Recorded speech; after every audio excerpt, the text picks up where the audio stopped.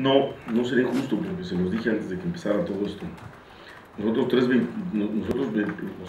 dije, muchachos, ustedes 23, más este cuerpo técnico, nos trajeron para conseguir un objetivo en 2 partidos, y es el boleto mundial. Nada nos garantiza, ni nadie nos garantiza que vamos a estar en el mundial.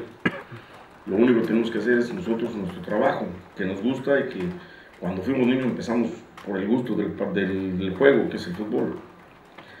Si tú mantienes tu ritmo y mantienes el buen nivel que has demostrado, seguro, la mayoría, Dios no quiera, pasa otra cosa, también te puede dejar fuera del mundial.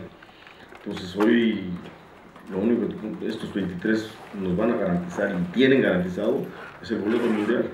Después hay muchas cosas que pueden atravesar en el camino, ¿no? Y reitero, hasta el 2 de diciembre que se escoja, pues, el técnico empezará a planear. Además, estamos muy conscientes que los 8 jugadores que están, 9 jugadores con Neri, que también es un jugador importante, o 10 con Velas, y de repente se le cambia la cabeza al muchacho, son importantes. Tampoco los puedes dejar afuera así nada porque ya el plumazo ya.